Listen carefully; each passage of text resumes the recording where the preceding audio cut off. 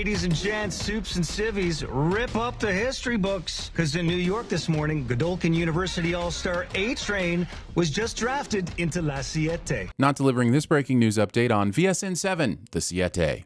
Also, there's a draft now? Then why did Starlight do an audition in season 1 of The Boys? I guess there's more than one way for a soup to accidentally skin an innocent bystander, but this feels like the universe decided people with powers will be treated more like athletes now just because the show is collegiate in nature. Aw, so this is News Position and Flashback's Position's love child. Look at little News Flash's position. Marie can't control her powers and is driven by instinct to turn her blood into a spear and go straight for her mom's jugular. I know backstory's gotta be tragic and all, but this is a bunch of conveniently timed weird bullshit. Do you think you may have forgotten to correctly punctuate your sentence with a question mark? The kids here have access to a basketball court and basketballs, yet not a single one of them has disappeared all this trash via fire, acid, or teleportation to clear the way for a few games of horse. Stealing the blood manipulation power from Chardon in the Black Cat manga. Hold on, who wrote this? Damn it, Courtney, I told you to stop putting references to obscure anime and manga in my scripts. Nobody gets the jokes. And by nobody, I mean me. I don't get the jokes. Episode completely ignores the revelation that this camera seems to exist in universe. Gen V thinks it's being cheeky by bringing back a soup porn we already saw back in season 2 of The Boys. But it just has Easter egg on its face because watching porn without headphones is always a sin. It doesn't matter if you're at a Wendy's or the library. People get really upset. Most kids around here with a history like yours, they don't get adopted.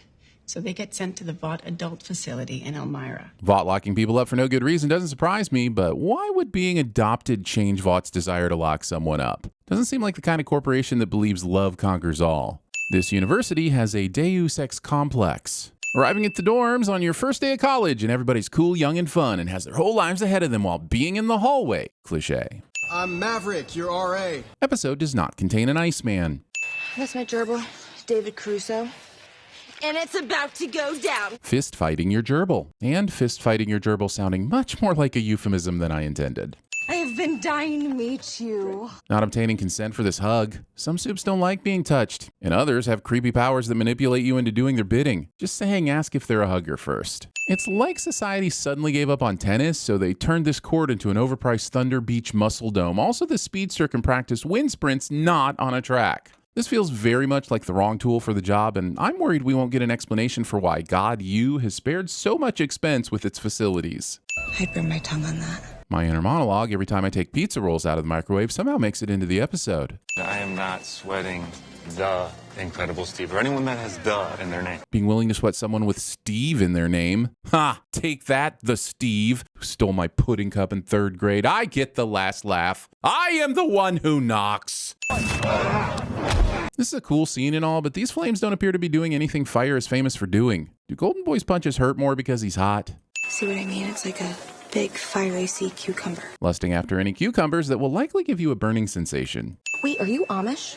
Is Black Amish a thing? Making a person of color field your ignorant question instead of utilizing the internet, or Godolphin forbid, even the library. Sullen Soup, sitting suavely, serendipitously sees some soldiers suddenly scamper. Please, please. I'm with Sam on this one. Would someone please explain this bird? So crazy. We didn't film it. With what cell phone exactly? Does Emma also have the power to completely forget conversations of the previous day? You're a little cricket. You are so funny. Being ashamed when people recognize you for your work. I once got a free Baja Blast at Taco Bell and all I had to do was sign a picture of George Clooney. I rode that one high for the rest of the afternoon. Marie, only 5 kids a year, so we're a city contract. The rest of us sing and dance and sell merch for Vought. When you put it that way, a university sounds completely unnecessary. You can accomplish the same thing with Indeed for soups. I can't fight bad guys from the size of a pickle, so yeah. Rick Sanchez just entered the chat and reprogrammed it into a Jason-born AI capable of destabilizing the Canadian government. But you, my boy, are going to the 7. No draft, no nothing. I know I sent the draft earlier for suddenly being a thing, but I didn't expect the show to give up on its own concept halfway through the first episode. I mean, that's how socializing works, right? Assuming people know how socializing works and that they don't pass the time at parties hanging out in the corner playing with the dog. Oh my god! You're gonna have a 3-way. You're literally living my dream. Show misses the opportunity to make the 7-way a thing. I'm gonna be jerking off about this the whole night, so if you don't go, just be prepared for that experience. Threatening someone with a Louis C.K. Play nice, or I will not share my drugs with you. Dude, if being nice is a requirement to get drugs, most people who use drugs would never have drugs. Come on, we'll take my car. Choosing to squeeze 5 people in a Porsche and not a single one of them having known shrinking powers. The most far-fetched, unbelievably ridiculous thing this show has ever done is suggest that people leave negative comments. All I ever see are things like, "You're so smart. Your jokes are pure gold. We love you and all of your sex tapes." Okay, fine. Look, humans are gonna human and all, but shrug the haters and pursue excellence on your own terms and with the guidance of the people you actually trust. You got this. I promise. Well, at least that's what I keep telling myself. Is this just convenient for maximum drama, or is Liam's superpower knowing exactly when somebody is emotionally vulnerable so he can be a real piece of shit? I can't believe I'm at 7 Tower. The paper-thin security at this building may be the biggest sin in the boys' verse. My brother passed away, too. I'm sorry.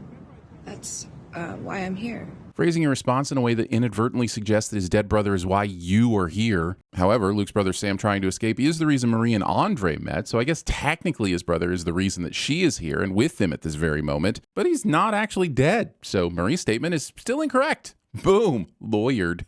Can I give you some advice? Being a hero is, it's not what you think. You know, if you're gonna do this, make sure you do it for you. After that groundbreakingly vague wisdom, we cut to the next scene as if Marie didn't ask him to elaborate. Did you, get little? Thinking you have a kink, when really you're just an asshole who's trying to compensate for more than just not being able to read the room. You know, I could take my glove off and make you. I won't, because I'm all about consent. But I could. Says the person who just used their power of persuasion a moment ago to gain entry into this club. I don't think a soup's hypocrisy needs to lack so much subtlety that it feels like we're being manipulated into believing they could say this with a straight face. We won't show it because, well, we can't. But the episode takes Emma and Liam from a gut-wrenching scene concerning self-esteem, body image, and emotional manipulation to one of the more bizarre explorations of Einstein's special theory of relativity, which I'm guessing says something like, the same laws of physics hold true in all inertial reference frames, and the size of your love sausage is the same for all observers, even those moving with respect to one another. I mean, you're like his favorite son/daughter. Saying son/daughter instead of just child. Favorite child. See how much easier that rolls off the tongue? 1 syllable versus 4. Gotta work smarter, not harder, golden boy. Why did you make the little bird sharp enough to slice someone's throat? Surely you had enough finite control over the bird to change how sharp and deadly it is, right? I can't tell you how sorry I am to tell you this, but you're being expelled. Why are you telling her this at all? You're just a professor who teaches a class she's currently not even being allowed to take.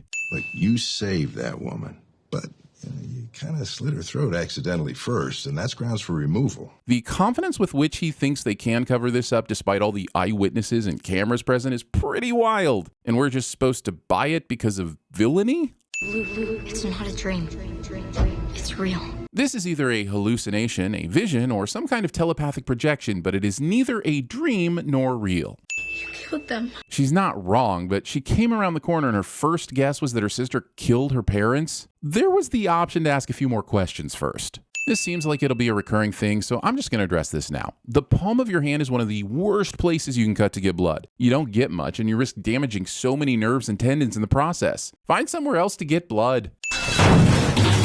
Making a mess that some underpaid janitor will have to clean. Come on, Marie, the custodians didn't get you expelled. You don't understand what Brink did, okay? You don't know about the woods. And instead of telling her about the woods, suspense will be maintained through the burn first, answer questions later approach. He fell asleep with a camel lit in his mouth. He burned himself. I'm pretty sure it's easier for a camel to go through the eye of a needle than for that cover-up story to make any sense.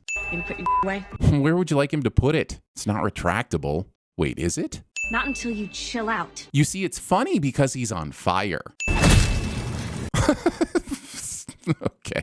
Damn, this show's juvenile humor. I'm taking your dick-punching sin back before I need to pretend to be an adult again. I wouldn't pour this on my if it cured cancer. Show randomly has Andre considered cancer, just to give him a ridiculous hill to die on. From cancer. Wait, is self-destruct a superpower? Because I find it strange that Naked and Ablaze had the ability to do this. His body had to be impervious to flames and heat to completely cover himself and not be burnt, right? So what exactly did he do to ignite this explosion? The only other precedent we have for this kind of thing is the grenade up Translucent's butt, and that just adds an even bigger level of what the f*** is going on right now. Here's a look at what students can expect from this esteemed institution in this upcoming semester. Spoilers? You've ought to be ashamed of yourselves.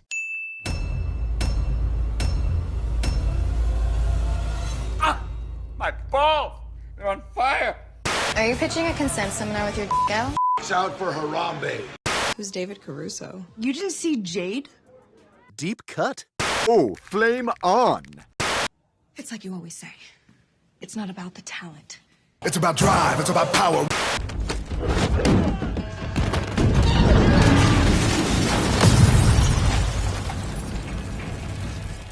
What's going on? Cocaine's a hell of a drug. Is this stuff coming out of you? We're showing your balls to America. Well, what's fun about that? Oh my god! You're gonna have a three-way. You're literally living my dream. Dream a better dream. I used to jerk off to you when I was 14. Weird flex, but sure. Are you pitching a consent seminar with your out? It's in a box.